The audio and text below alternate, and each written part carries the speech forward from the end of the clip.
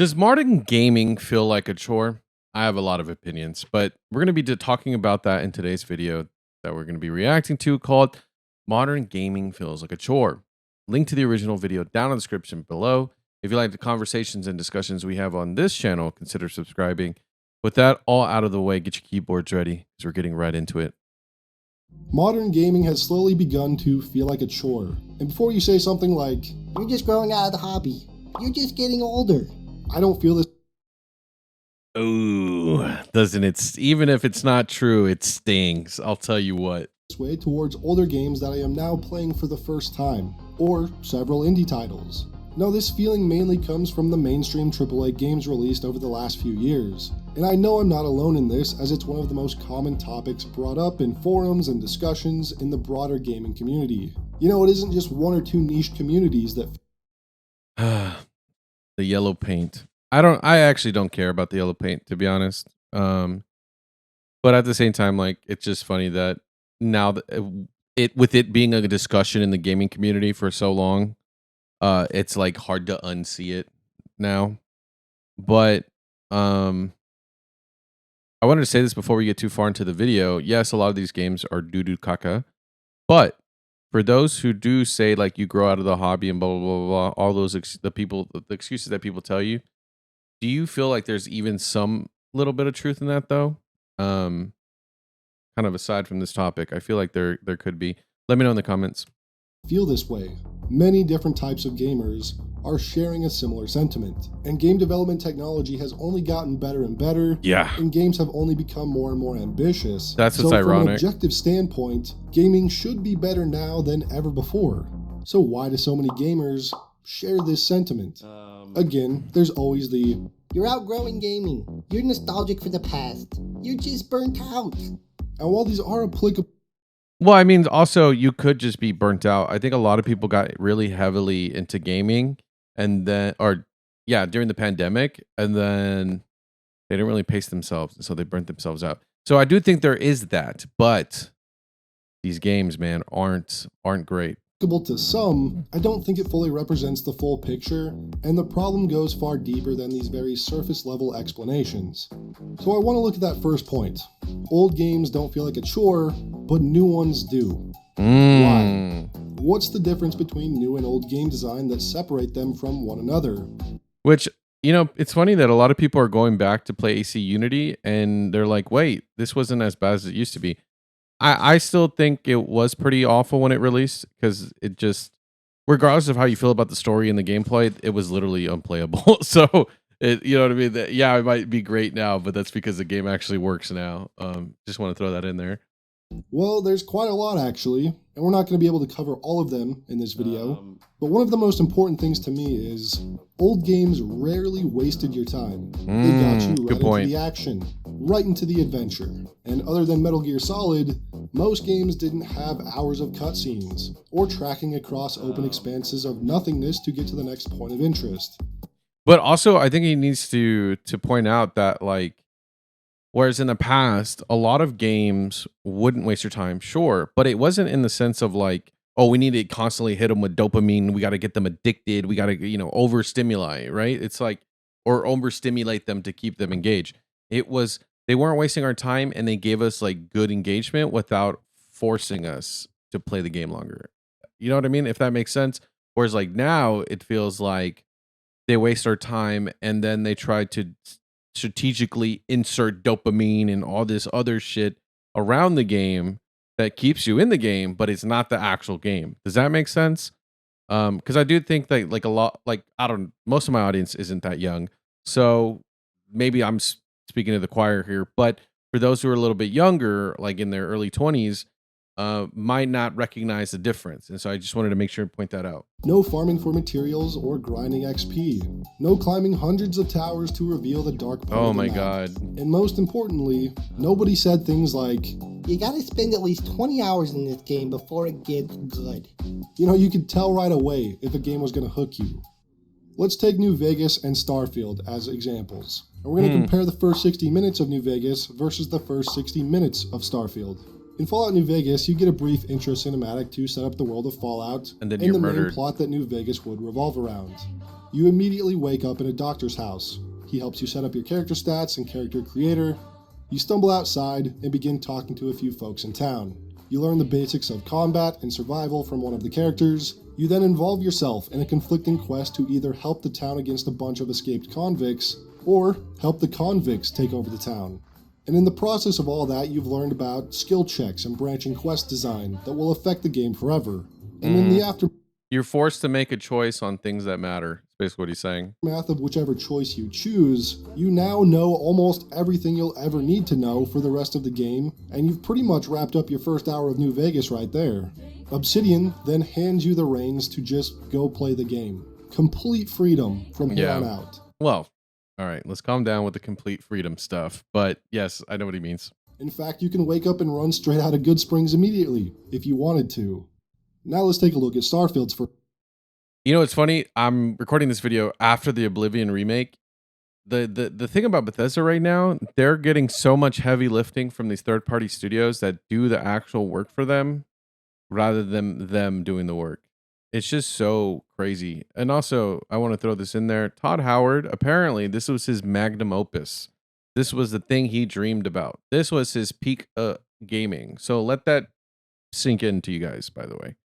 Let's never forget that this was supposed to be Todd Howard's dream game. First hour.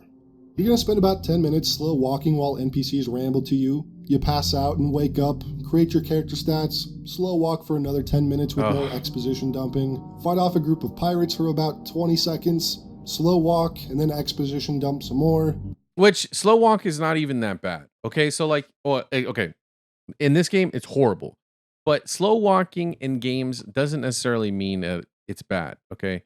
There's games where, like in Red Dead Redemption 2 and 1, where slow walking and pacing is very, very slow, but it's so good because you have interesting dialogue, but the way the game works is like, because it's open world, you never know what's going to happen, right? So you're riding your horse and you're talking to the characters. You don't know if you're on your way to a side quest, on a way to a main quest, or if this side quest is going to become something bigger.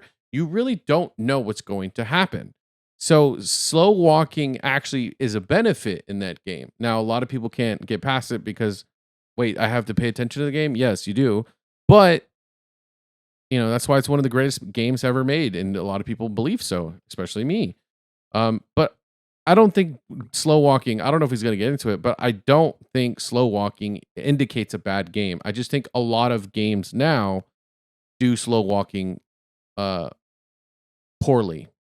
Interact with your loading screen, your ship, walk around a barren planet, shoot a couple more pirates, and then somehow, after that first hour, the game becomes even more restrictive and slow. And you will spend the next 3 hours doing nothing but slow walking and talking to NPCs to tutorialize you some more. Another 5 hours of fetch quests and radiant quests go by, and then by maybe hour 12 or 13, you have a similar level of freedom that you did after the first hour of New Vegas.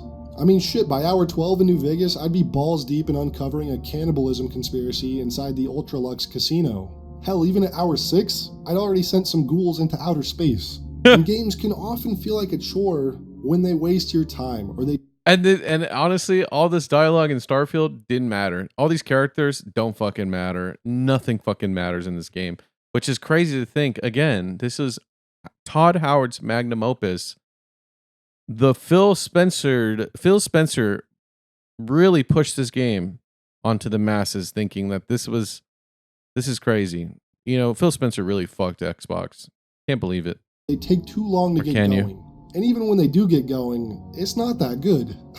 And while not everyone feels like Starfield is a chore to play, I think it's more than safe to say that Starfield has been a very large disappointment for many for this very reason.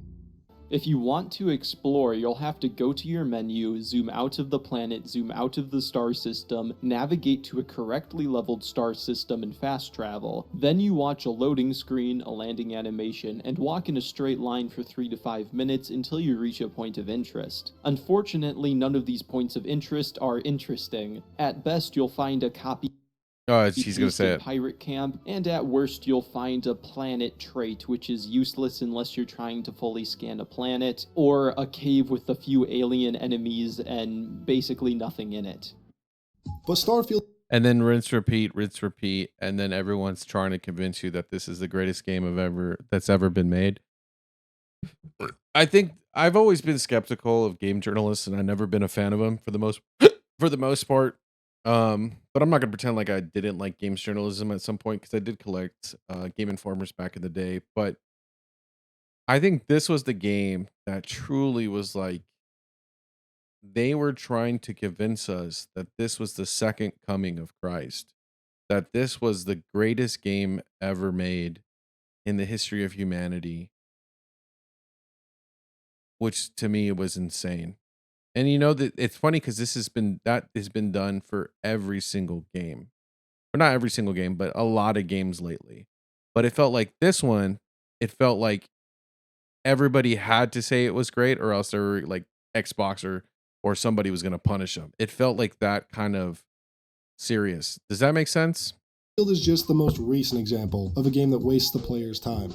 We could discuss forever about the 20-hour feature films in the Sony PlayStation catalog, or the overbloated and tedious gameplay design of Ubisoft titles, or other generic game studios.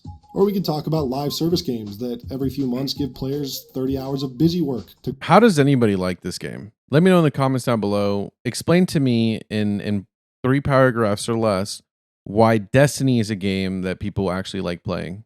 Grind out. It doesn't matter the example, you know exactly what I'm talking about. Modern games that love to waste your time, and only focus on getting you to spend as much time as possible inside their game. Why? Well, because if a game comes out and it has a 12-hour runtime, gaming journalists and basement dwellers will publicly crucify the game for not being long enough.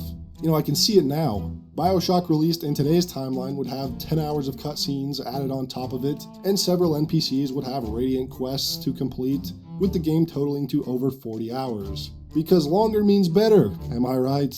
Wrong. That is absolutely Wrong. true. Older games rarely would waste your time though. They knew that people had a limit. And I don't know if he's going to talk about this, but I don't also think it's just games journalists, right? I don't want to just blame them because it's a lot on them, but also they use it as a marketing tactic. Our game is over 100 hours. The game is over 200 hours. The game is 300 hours. There's over 400 hours of content on this game. They're probably saying, well, Gato, you're just defending, you're just trying to put the blame on the companies. Yeah, because the greatest example is look at a game like Dying Light 2. I enjoyed the first one, has tons of actual content in it and time to play. So does the second one. But when they were marketing that there was like over 200 hours of gameplay in this game, I was like, okay, you need to understand that some of us want to just play the game, not be told that I'm going to have to spend 200 hours just to enjoy your game. You see what I'm saying? Like there's a difference in communication when it comes to this kind of stuff. There's a huge difference. You're telling me for me to get the full experience, I have to spend 200 hours in this game? Yeah, you can go fuck yourself. You know what I mean? Like there's a difference. And so it's not just a journalist. There's game companies and publishers that do this for the sake of benefiting and putting a big letters, 200 hours, 100 hours. So it's not just that, which is funny because I actually liked Dying Light 2. Still I love the Dying Light franchise. Maybe I'm just too biased in that sense. I actually do like that. And I enjoyed the second one though. It was a little bloated, which was more linear, but we're not talking about that right now. But don't want to just blame the journalists for everything because it is the companies too. Limited time to play games, and that people are interested in playing other games. You know, I can play Assassin's Creed 2 over a weekend, maybe like an extra evening on a weekday too, and that's awesome. I didn't waste 2 months grinding it like I did with Valhalla. Yes. And because it doesn't take so long to get through, I go back and play it at least once a year because I know it won't eat up a whole lot of my time. You know what? I wonder if that's why I play so many old games. This is my biggest criticism back when I used to be a gaming channel, that I would only play old games. That also back when I used to stream, I would play a lot of single player old games. I wonder if that's why I enjoyed it myself, because I felt like I can complete it, get the satisfaction of everything I wanted to, and then there's not a commitment to come back to it. Like I feel like, oh, you know what? I'm going to revisit it in, October. I don't have to plan a whole fucking month to play that game. Which Yay. I still play a lot of 360 games. I have a bunch of them in the back, and I collect them, the physical copies. Yes, I'm a physical Andy. Sorry about that. Not sorry. But what about big, lengthy RPG games? I Good love point. them. And yes, they can take a while to play through. For instance, I loved my time with Elden Ring, put close to 100 hours in my first character. And Elden Ring seems like the perfect candidate for replayability, with the amount of builds and ways to approach the game. But the thought of replaying Elden Ring is a bit daunting. Yeah. I've played through Dark Souls dozens of times, and like Assassin's Creed 2, I play it at least once or twice a year because while it's possible to spend 80 hours in a single playthrough, my replays have been closer to 15 hours. RPGs that are more dense than expansive are ones that I always find myself going back to more often, or just games in general. Again, this doesn't mean large and expansive RPGs are bad at all. They just need to respect my time. I think, and also like if they give you freedom and kind of just the ability to just do whatever the fuck you want, they got to make it meaningful. And the best example is like if you look at something like Kingdom Come Deliverance, if you look at the base concept of the game, it's just a really long story game. It has one of the longest scripts, voice acted scripts in any game ever. So you could be like, "Oh, it's just a movie," right? To some extent, okay. But I played the first one and enjoyed the first one a lot, even though technically it wasn't a super long game. But I enjoyed the first one because you had so much freedom. They just said, here's the rules of the game. This is how the game functions. Do whatever you want. And so that's kind of the point, right? Like, I think as long as you're saying, hey, this is what the game is, this is what you can do in the game, do whatever you can bounce between the two, do whatever. And I think that's also what I like about Elden Ring. It's like, you know, the game, what the game is, what you can do in the game. That's what games need more of. Not this is what you're gonna do in the game, and this is the game, and that's it. Or this is what we're trying to do. You know, make you grind, make you grind, make you grind, make you grind. Buy something, then that's it. You know, I don't know if that makes sense. And I do think Elden Ring did do that. It's just not something I'm looking to replay quite yet. Baldur's Gate 3 is a good example of a game that's I love this game. huge. It's a behemoth of a game. But I think you can ask anyone, including myself, about their time with that game, and none of its playtime feels unnecessary or tedious or grindy. It's just a behemoth in a good way. Every hour is made up of worthwhile and what feels like necessary content. The real difference between a good lengthy game and a bad one is playing a lot of hours because you're actually invested in the game versus hurrying through hours of tedium in order to get to the fun parts. Well, in fairness, the first little beginning section of Baldur's Gate is pretty boring. Maybe it's just me because I've done it so many times. Because I like trying new characters.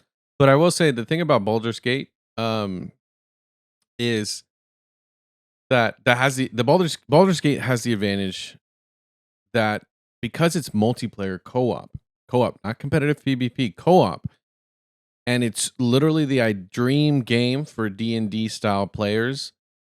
If you were to bring someone new in, it gives the opportunity for 3 new people to play it, or 3 people to play the game again with 1 new person. You see what I'm saying? Like there's a satisfaction in bringing someone new to the franchise or to the game. And even though you know everything, it's still fun to see someone else experience it with you and you be a part of the game universe. Right? I don't know if that makes sense. It's like you get to relive the game again in a whole different way, in an entirely different way that you could with a solely single player game. Whereas, like for example, I play Fable all the time, all 3 games, and if you know this channel, back in the day, I actually was a Fable creator. I think I kind of am still. I love Fable. Probably will make more videos, I guess, in the future. But I replayed those games because I just love the story and the characters and all that stuff, and I love the universe. But I think the franchise would be much bigger if it was co-op, because that way you can bring new people in. Because it's hard to explain Fable in a meaningful way. Does that make sense? Whereas like Baldur's Gate, let's just use Baldur's Gate. If you're trying to explain to them the game, you can explain to them, or you can just show them. If I wanted to explain Fable the game, I can explain it better. But that doesn't mean they'll actually play it or actually get invested. Does that make sense? I guess that's what I'm trying to say. Like, one can be easy to explain, but it doesn't mean people will actually play it. Whereas like something that's a little bit more complicated, but the best way to get someone to play it is just to have to play it with them, and then you get to relive it and all of that. I went on a whole rant because I wanted to insert Fable. Sorry, guys. Of the game. There are times in modern games, especially live services, that I would often be thinking about. Oh, the brother, chores this I guy need to do stinks. between the fun, doing all the live service style bullshit. Yep. Between hours of tedious quest design and more hours of inventory management, I was mostly relieved when I finally stopped playing the game for the night. Maybe 30% of my time in the game was actually having fun. Grinding for XP and materials to advance isn't a massive problem if the grind is reasonable, but we all know that in most games these days that just isn't the case. And again, the grind is always extended not for the player enjoyment, but to either pad out runtime in a game or make you invest more in order to become addicted. After a while, it became sort of stressful to play these games. Yeah. Like a genuine second job. I'm sure you've heard that several times. Whereas the games made with genuine intentions, I always find myself truly invested into because I wanted to be, not because it required me to be. It's also funny that the shows, like the live action shows that are being made on video games, are games that respected your time. Isn't that ironic? Haven't you noticed that? Or I don't know if you noticed that. I have. But it's kind of like, well, there's other been shows that have been made, but they've been like failures. But I just wanted to point out the ones that are successful, specifically Fallout. Originally, did respect your time. I'm actually worried for another Fallout, but don't get me started. I'm also worried about Skyrim. I used to be a Bethesda fanboy back in the day. Like I played ESO, I played all the games. I don't know what happened, dude. Actually, I do know what happened, but it's like, damn, sucks to see. Games like these tend to consume my thoughts because of the world, the characters, the badass builds I'm experimenting with. I become obsessed with it. Not saying it's healthy for a game to consume your life in that way either, but at least you're genuinely enjoying the game because of the game. Yeah. Not because you're trying to check off a to-do list. Or it's making you, or it's like forcing you to enjoy it. You gotta enjoy it. If you don't, then something's wrong with you. And what do you mean by this? It's like, look at, to use Starfield for an example, when people were saying, hey, this game's actually really boring, but then you look at all the journalists and even Phil Spencer, all these people, all these even content creators are like, well, you just don't get it. Like, yeah, you just don't get it, dude. Like, it's actually the greatest game ever made. Like, you don't get it. Us content creator, gaming YouTubers, you just don't get it, you know? Even though they just got paid to play the game sponsored by, you know, like, it's just, it's so crazy. Moments in games like, ah shit, I failed Siegmeyer Katarina, and I have to relay the bad news to his daughter. I wonder where she is. And then I spend several hours playing and adventuring, thinking about Siegmeyer's story and trying to find his daughter, while also working through other challenges along my journey. Moments like those are what make me want to keep playing and move forward. Now, it would be wrong not to dive a bit into the reality of gaming burnout, which can also be a big reason some find gaming to be a chore. Oh, So cool. let's He's talking about that. it. Yeah. In today's gaming culture, there is a lot of social pressure surrounding the enjoyment of certain games. Like, you must like this game and praise it. Oh shit, he's actually talking about that. I haven't seen this video, so I mentioned my points earlier because I was worried he wasn't going to talk about that. That's crazy that he is though.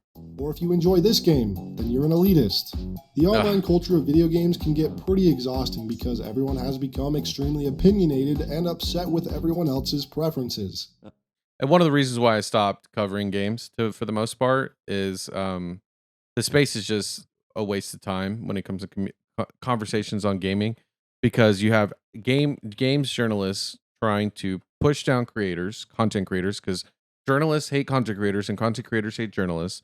But then the game companies are only going to give access to creators or the journalists, to the ones that glaze them the most. So it's like now you have to overly glaze if you want to have access to, for example, the latest Marathon game or Bethesda game or anything like that. So it's like I myself don't give a fuck about all that shit. And that's it. I just want to talk about games that I enjoy and I don't enjoy. So, but you can't really do that nowadays. And then fan bases from each individual games are like, they only like the one game Andes, those people, the people that only play one game religiously are the ones that are always the ones bugging you the most. So we see a lot of people shy away from playing certain games and trying to go along with public opinion and play what's popular or what's considered the thing to play in the broader gaming community. And I know we've all been guilty of this, myself included. I've played several games where I really just pushed through them despite not really enjoying the experience. You know, they just weren't for me. And they ended up being a chore to play through. Yep. And it's easy to get caught up in this, I must play this because everyone online is hyping it up idea. But some games just aren't going to click with you, and that's okay. I've had to get used to finding the difference of wanting to play a game versus slogging my way through them for the sake of saying that I've done it. And then also you have the factor of like people needing other gamers to play the game to keep the game sustainable. For example, Star Citizen, Scam Citizen.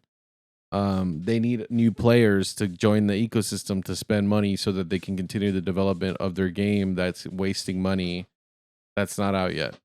And then you have other gamers like people needing gacha, for example, gacha games.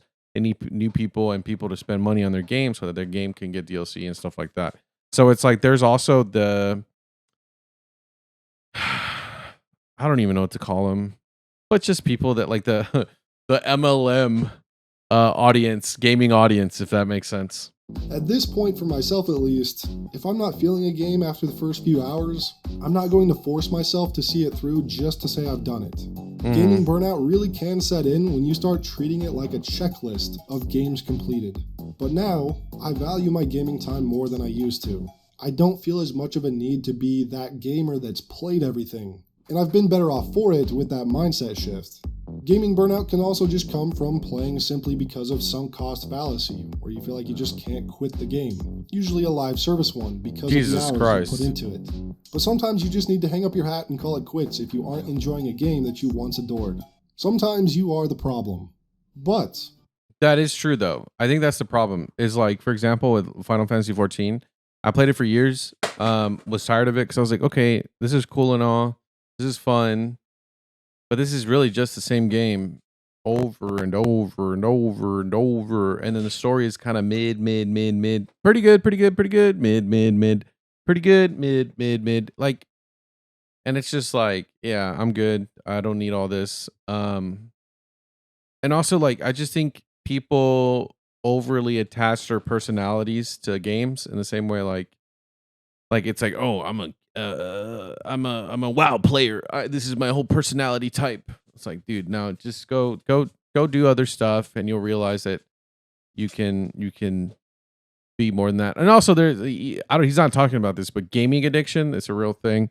I know people don't like to believe it, but there's people whose lives are basically a mess, but somehow they still have time to play video games and be online in Discord, Reddit moderators. all Anyway. that being said, I do think objectively, many games released nowadays, same as most movies and entertainment in general, while look flashy and have massive budgets, don't have those same things that hook a lot of players or moviegoers like they used to. If I really think of a TV show that really wastes my time, it's The Witcher show. And that is not a problem with the source material that it's based on. The source material is fantastic. I highly recommend you read the books. But don't watch the fucking show. Talk about a piece of media that wastes your time. Or what about a game like Back 4 Blood? That game completely dropped off and kind of flopped, but the games that inspired it have lived on with healthy player counts and communities. But this is I, you know what's funny? I actually streamed this game. I was one of the big streamers for this game back in the day. And then also, well, it's not saying a lot because there wasn't many people playing on Twitch at the time that I was. But you know what's funny about this game?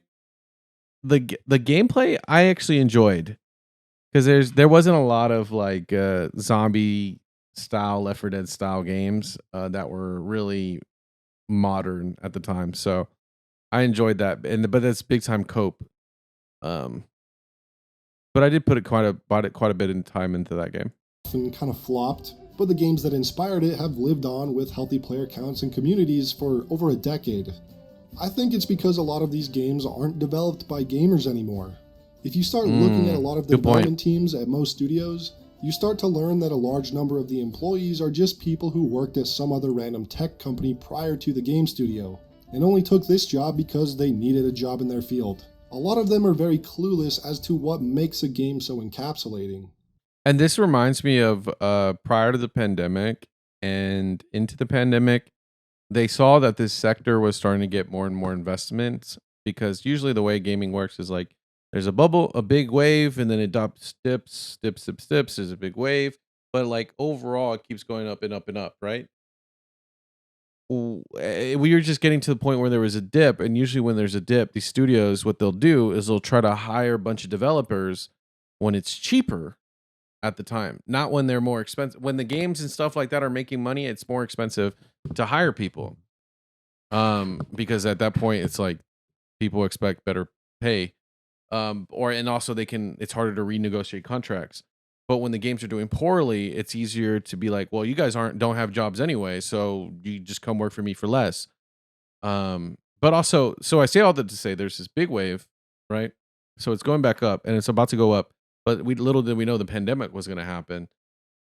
All these tech people, all these people, by the way, who didn't work in tech needed a job that can allow them to work from home. Suddenly, you have all these people who have nothing to do with gaming or anything like that influx come in, and then you have all these DEI initiatives to hit, and then the quotas they got to hit based on like some arbitrary dumb bullshit. So now you have people from everywhere because they're expanding their horizons to hire anybody to meet those quotas, but also because they're trying to hire as many people as for the cheap. And now we have a situation where you literally have people who've never ever made a game going into a big AAA company trying to tell us, the gamers, what a good game is. Now, I know I've already lost some of you with that thought, but I think it's pretty evident when looking at the state of the industry today. You know, when a game like Baldur's 3 comes out, made for gamers, by gamers that really care about the experience of the player, i.e. the customer, it's easy to see why they're so successful and sell so many copies, and become a big cultural phenomenon. We need games developed by gamers, for gamers that don't waste our time, because that is... But in fairness, though, I do want to say this: we're starting to get into a point where gaming is becoming so mainstream. It is mainstream now. Whereas in the past, these companies who started out were like, gaming was such a niche. So people making games were extremely passionate. There was much more passion and love behind the games because there's very few people doing it. Whereas like now, because it's so mainstream, and it's much easier to participate casually as a gamer, how do you capture that passion, right? Like there's a whole different dynamic that's going on that we're finally seeing the consequences of, because it's a recency issue. Like I think over time we'll fix this, but because we're running into the issue now, because all the gamers had kids and those kids get into gaming, and then those kids now gaming gets a little bit more popular, blah blah blah blah. So I'm thinking in the next few years everything's going to course correct itself, because people who obviously were gamers are going to start making their games, and basically like I think game making is going to become a niche rather than just a gamer. Does that make sense?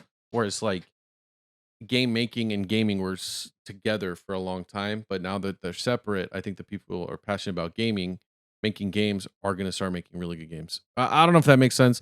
Let me know what you think in the comments down below about all this. Do you feel old yet? Love you guys. Check it out on the next one. Bye-bye. This video is brought to you actually by viewers like you. Thank you so much for subscribing and being part of my journey and allowing me to be a part of yours. Let's create new memories this 2025 on our road to 1 million subscribers. And with all that jazz out of the way, I just want to say thank you so much. I love y'all and enjoy the video.